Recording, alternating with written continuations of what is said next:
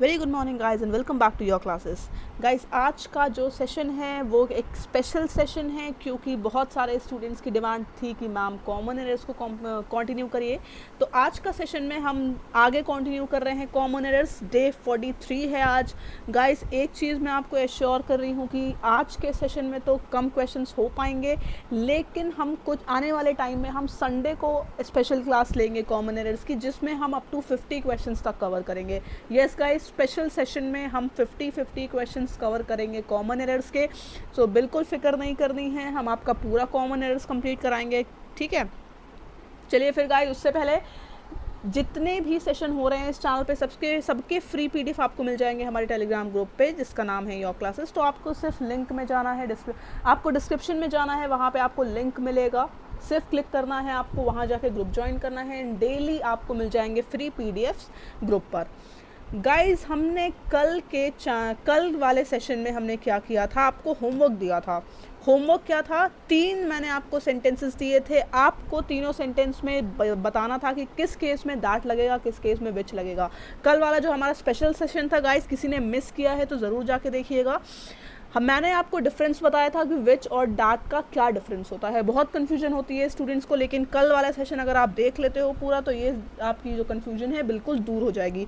पहला स्टेटमेंट क्या है, Rajat got selected in IIT that surprised all her group members. मैंने आपको क्या बताया था कि विच हमेशा किससे फॉलो होता है, विच हमेशा फॉलो करता है कॉमा को। कॉमा है, इससे समझ में आ रहा है कि दैट नहीं लगेगा।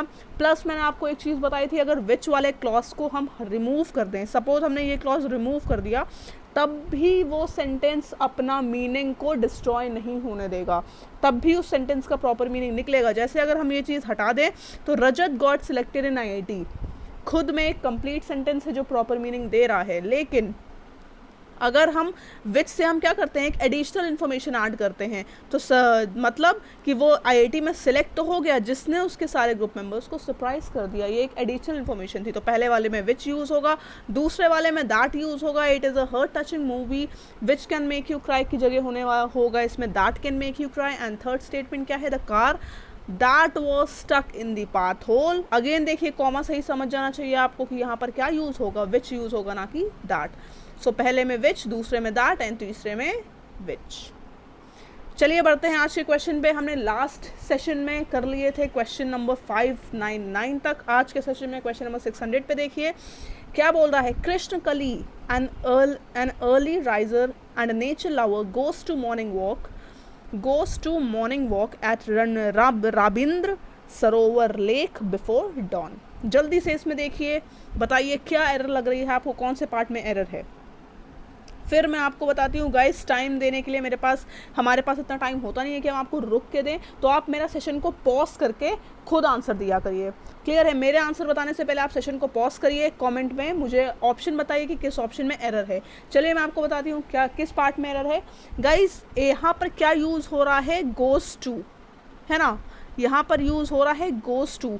दो चीज़ें हैं, एक होता है गोज टू, एक होता है गोज फॉर। अब गाइस दोनों, ये पूरा गोज टू एक नाउन है, गोज फॉर भी एक नाउन की तरह हमारे स्टेटमेंट में कंसिडर किया जाता है। गोज टू हम किस लिए यूज़ करते हैं, जब हम किसी प्लेस की तरफ जा रहे होते हैं तो गोज टू यूज़ करते हैं। And goes for basically use होता है किसी एक्टिविटी के लिए। सपोज हम घर में बहुत फ्री हैं, हम सोच रहे हैं कि हम पार्क में घूम आए, so I will go for a walk in park, ना कि I will go to a walk in a park. ठीक है, सो गो फॉर बेसिकली एक एक्टिविटी है एंड गोज टू शो करता है कि किसी चीज़ की तरफ जाना किसी पर्पस से। ठीक, तो यहाँ पर गोज टू की जगह हो जाएगा goes for. Option number 2 is the correct answer. अब देखिए 601 क्या बोल रहा है। As a boy Dhritiman is very obedient, polite and hard working, but as a student he is always inattentive in study. Guys rule आपको याद होंगे, कैलकुलेट करते चलिएगा अपना स्कोर। आप जैसे ही मुझे अपना स्कोर बताते हैं तो मुझे लगता है कि ये सेशन आपके लिए बहुत हेल्पफुल है, मैं आगे भी ये सेशन लेती रहती हूँ, तो स्कोर अपना मुझे ज़रूर से बताइएगा। अब यहाँ पर गाइस फिक्स्ड प्रपोजिशन का क्वेश्चन है। इन अटेंटिव के बाद हमेशा प्रपोजिशन टू लगता है, इन अटेंटिव के बाद हमेशा प्रपोजिशन टू लगता है, ना कि on. So option number 3 is the answer. Clear है। अब चलिए आते हैं क्वेश्चन नंबर 602 पे। There would have been a disaster and for your prompt action. जल्दी से बताइए इसमें क्या एरर होगी। There would have been a disaster and for your prompt action, जल्दी से बताइए क्या एरर है। गाइस इस स्टेटमेंट में हम बट लगाएंगे एंड की जगह, बट यूज़ होगा एंड की जगह। इस स्टेटमेंट का सेंस ये है कि एक बहुत बड़ी डिज़ास्टर हो सकती थी, एक बहुत बड़ी डिज़ास्टर हो सकती थी, लेकिन तुम्हारे प्रॉम्प्ट एक्शन ने उसको बचा लिया। ठीक है, बहुत बड़ी डिज़ास्टर हो सकती थी but for your prompt action, मतलब तुम्हारे प्रॉम्प्ट एक्शन ने उसको होने से बचा लिया है। बिल्कुल कंट्रास्टिंग स्टेटमेंट है, इस वजह से एंड की जगह हम क्या यूज़ करेंगे, बट यूज़ करेंगे। Option number 3 is the correct answer. Clear है गाइस, जब भी कंट्रास्टिंग सेंस आता है तो उस केस में हम बट यूज़ करते हैं। अब हमारा क्या है गाइस, उससे पहले अगले क्वेश्चन पे जाने से पहले अगर आपने सब्सक्राइब नहीं किया है अभी तक चैनल तो सब्सक्राइब कर लीजिए, क्योंकि डेली बेसिस पे हमारे यहाँ पे सेशन होते हैं, स्पेशल सेशन हम आपके लिए लेकर आते हैं। जिस तरीके से अभी कॉमन एरर्स चल रहा है, स्मार्ट सेशन आपके लिए होते हैं जिसमें बहुत ही कंफ्यूजिंग टॉपिक्स हम आपको बताते हैं। एंड बेल आइकन प्रेस करना मत भूलिएगा, क्योंकि जब तक आप बेल आइकन प्रेस नहीं करोगे आपको नोटिफिकेशंस नहीं मिलेंगे। अब आता है guys question number 603। 85,000 rupees is a large sum of money to earn in a month. क्या होगा, जल्दी से बताइए एरर क्या होगी। 85,000 rupees is a large sum of money to earn in a month. बिल्कुल सही स्टेटमेंट है, कोई भी एरर नहीं है। ऑप्शन नंबर 4 आंसर है। क्यों, क्योंकि 85,000 रुपीज़ एक अमाउंट है, एक सिंगुलर अमाउंट है, तो उसके लिए इज़ बिल्कुल सही है। Option number 4 that is no error is the correct answer. अब आइए 604 पे। His voice shook with emotion and it was so funny to hear him that all we longed to laugh and to cry. जल्दी से बताइए 604 का statement पढ़िए, pause करिए, फिर अपने खुद से आप जब तक आंसर नहीं दोगे गाइस मज़ा नहीं आएगा।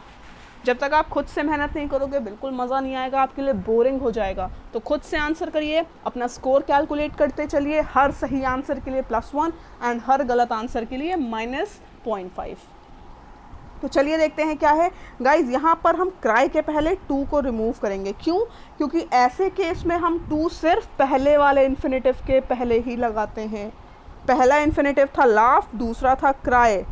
रूल क्या कहता है कि प्रपोजिशन टू हमेशा सिर्फ पहले इन्फिनेटिव के पहले लगेगा, क्योंकि दोनों ही टू को फॉलो करते हैं, तो सिर्फ पहले वाले के पहले टू लगेगा। क्लियर है। So option number 3 is the answer. Statement क्या हो जाएगा, his voice shook with emotion and it was so funny to hear him that all we long to laugh and cry.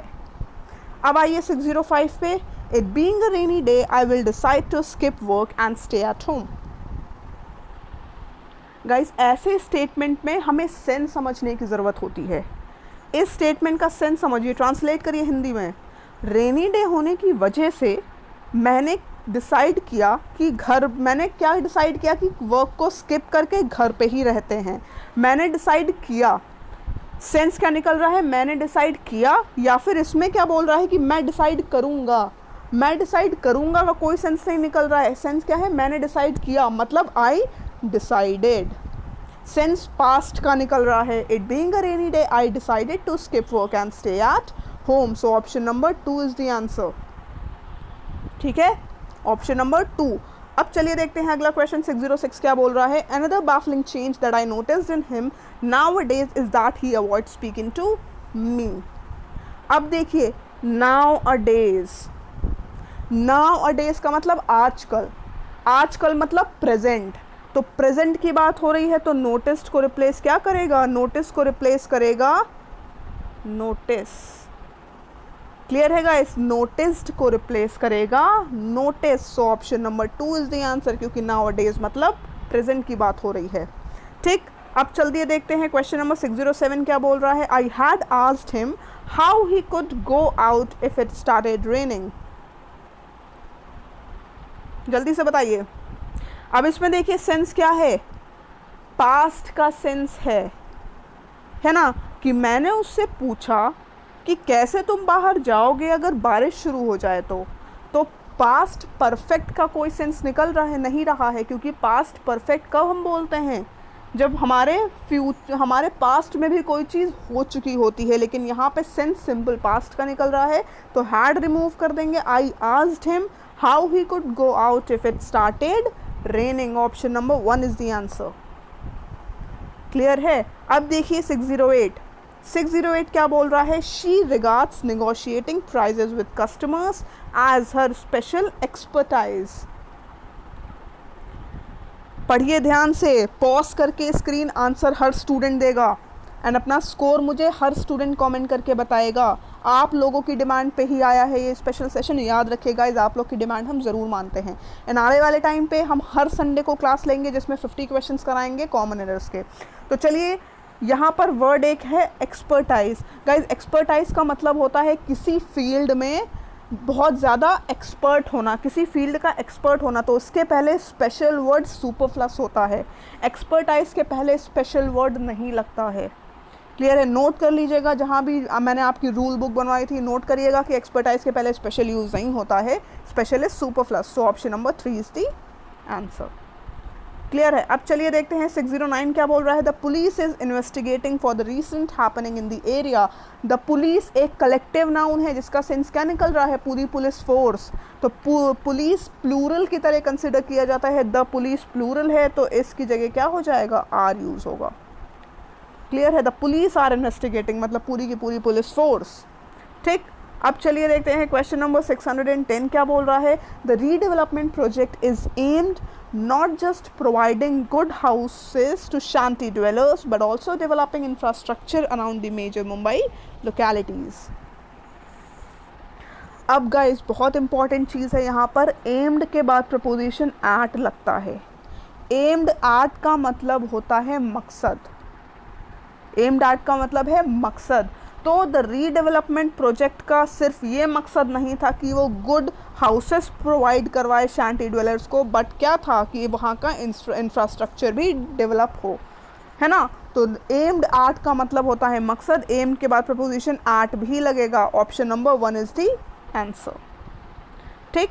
अब आते हैं 611 पे। Unless he apologizes he should not be allowed to stay with us.